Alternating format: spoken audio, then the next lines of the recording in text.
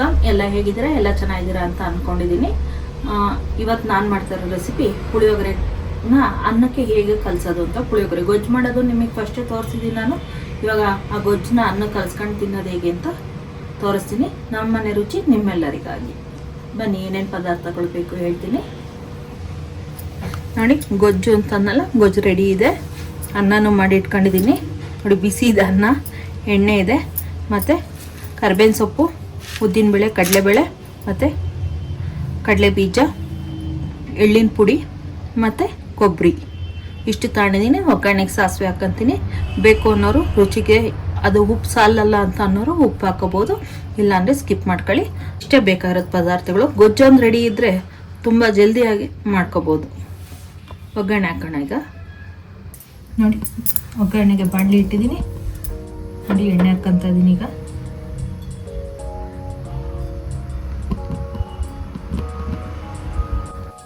ನೋಡಿ ಎಣ್ಣೆ ಕಾದಿದೆ ನೋಡಿ. ಸಾಸಿವೆ ಮತ್ತು ಇಂಗು ಎರಡೂ ಹಾಕ್ತಾ ಇದ್ದೀನಿ.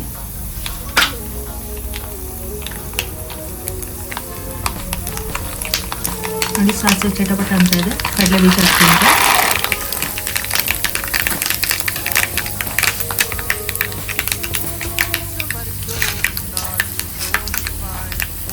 ನೋಡಿ ಕಡಲೆಬೇಳೆ, ಉದ್ದಿನಬೇಳೆ ಎರಡೂ ಹಾಕ್ತಾಯಿದ್ದೀನಿ.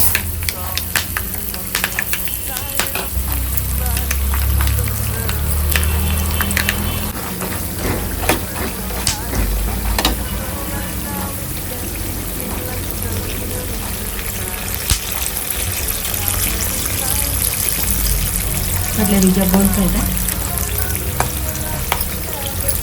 ನೋಡಿ. ಕರಿಬೇವಿನ ಸೊಪ್ಪು ಹಾಕ್ತಾಯಿದ್ದೀನಿ. ಚೂರು ದೂರದಿಂದ ಹಾಕಿ ಸಿಡಿಯುತ್ತೆ. ನಮ್ಮ ಸಣ್ಣದು ಬಾಣಲೆ ಇಟ್ಕೊಂಡಿರೋದ್ರಿಂದ ಪಟ ಪಟ ಸಿಡಿತಾ ಇದೆ.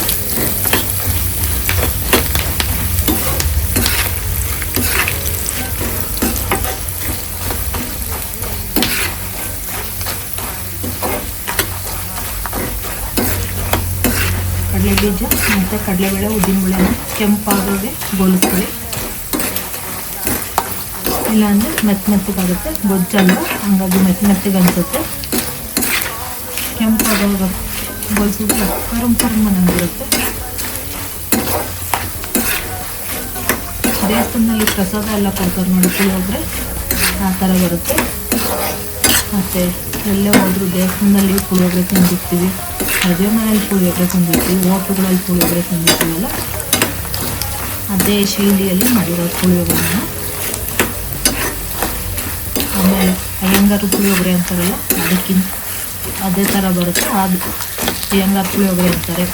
ಪ್ಯಾಕೆಟ್ ಸಿಗುತ್ತೆ, ಅಯ್ಯಂಗಾರು ಪುಳಿಯೋಗರೆ ಪ್ಯಾಕೆಟ್ ಸಿಗುತ್ತೆ, ಗೊಜ್ಜು ಸಿಗುತ್ತೆ. ನೀವು ಇದೇ ರೀತಿ ಅದೇನು ಪ್ಯಾಕೆಟು ಇದೆಲ್ಲ ತಂದು ಮಾಡ್ಕೊಳ್ಳೋದು, ಅದೇ ರೀತಿ ಮನೆಯಲ್ಲೇ ಮಾಡ್ಕೊಂಡು ತಿನ್ಬೋದು. ಈಸಿಯಾಗಿ ಸುಲಭವಾಗಿ ನಾವೇ ಮಾಡಿದ್ದೀವಲ್ಲ ನಾವು ಒಂದು ಖುಷಿ ಇರುತ್ತೆ ನಮಗೆ ನೋಡಿ. ಆಗಿದೆ, ಆಫ್ ಮಾಡ್ತಾಯಿದ್ದೀನಿ ನೋಡಿ. ಆಫ್ ಮಾಡಿದ್ದೀನಿ. ಬೇಕು ಅಂದರೆ ಒಣಮೆಣ್ಸಿನ್ಕಾಯಿ ಹಾಕೊಳ್ಳಿ, ಬೇಡ ಅಂದರೆ ಸ್ಕಿಪ್ ಮಾಡ್ಕೊಳ್ಳಿ. ಬೇಕು ಅನ್ನೋರು ಗೋಡಂಬಿ ಸಹ ಹಾಕ್ಕೋಬೋದು ಇದಕ್ಕೆ. ನಾನೇನು ಹಾಕ್ತಾ ಇಲ್ಲ ಇವಾಗ ನೋಡಿ. ಆಗಿದೆ. ಪುಳಿಯೋಗರೆ ಗೊಜ್ಜಿನ ಪಾತ್ರೆ ಇದೆಯಲ್ಲ, ವೇಸ್ಟ್ ಮಾಡೋದು ಬೇಡ ಗೊಜ್ಜನ್ನ. ಅದೇ ಪಾತ್ರೆಗೆ ಈಗ ಒಗ್ಗರಣೆ ಹಾಕ್ಬಿಟ್ಟು ಕಲಿಸೋದು ಹೇಗೆ ಅಂತ ತೋರಿಸ್ತೀನಿ ನೋಡಿ. ಒಗ್ಗರಣೆ ಮಾಡ್ಕೊಂಡಿದ್ನಲ್ಲ ಗೊಜ್ಜು ಇದೆಯಲ್ಲ, ಗೊಜ್ಜಿನ ಪಾತ್ರೆ ಅದಕ್ಕೆ ಹಾಕೊಂಡು ಕಲಿಸ್ಕೊಳ್ತಾ ಇದ್ದೀನಿ ಈಗ ಗೊಜ್ಜೆಲ್ಲ.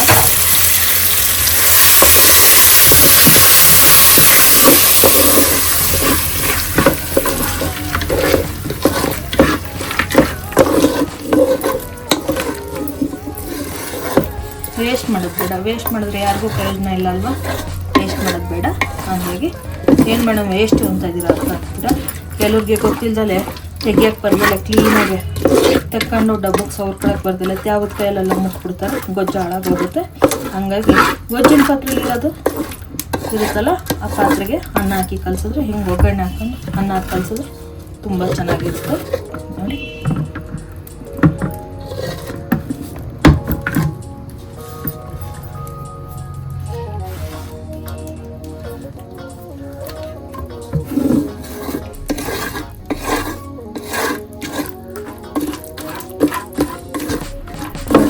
ರೆಡಿಮೇಡ್ ಗೊಜ್ಜು ಹೇಗಿದೆ ಆ ಥರ ಬರುತ್ತೆ. ತುಂಬ ಚೆನ್ನಾಗಿ ಬಂದಿದೆ. ಇವಾಗ ಅನ್ನ ಹಾಕಂತ ಇದ್ದೀನಿ ನಾನು ಇದಕ್ಕೆ.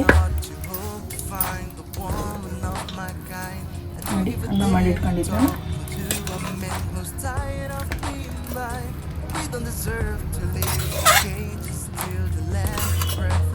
ನೋಡ್ಕೊಂಡು ಆ ಗೊಜ್ಜಿಗೆ ಎಷ್ಟು ಬೇಕೋ ಅಷ್ಟು ನೋಡ್ಕೊಂಡು ಅನ್ನ ಹಾಕ್ಕೊಳ್ಳಿ.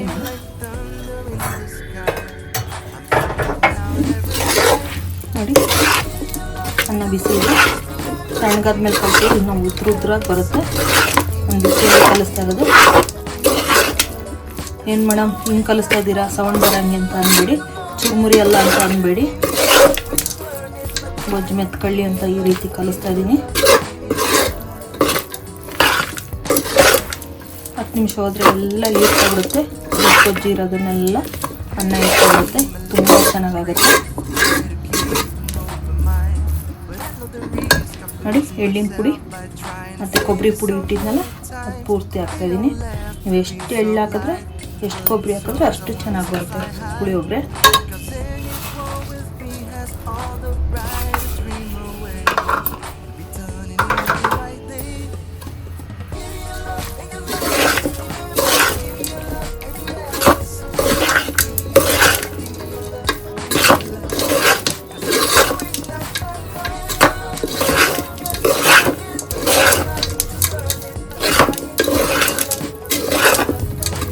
ಏನು ಮೇಡಮ್ ಅಷ್ಟೊಂದು ಕಡಲೆಬೇಳೆ ಉದ್ದಿನಬೇಳೆ ಎಲ್ಲ ಹಾಕಿದ್ರಿ ಅಂತೀರಾ?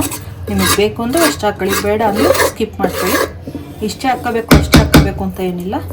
ತಿನ್ನೋರಿದ್ರೆ ಹಾಕ್ಕೊಳ್ಳಿ, ತಿನ್ನೋರು ಇಲ್ಲ ನಮಗಾಗಲ್ಲ ಅನ್ನೋರು ಕಡಿಮೆ ಹಾಕ್ಕೊಳ್ಳಿ, ಅದಕ್ಕೇನಿಲ್ಲ. ಘಮ ಅಂತ ಇದೆ. ಆಗಿದೆ ನೋಡಿ, ಪುಳಿಯೋಗರೆ ಆಗಿದೆ. ಹೇಗಿದೆ ಅಂತ ಟೇಸ್ಟ್ ಮಾಡಿ ಹೇಳ್ತೀನಿ ನಾನು.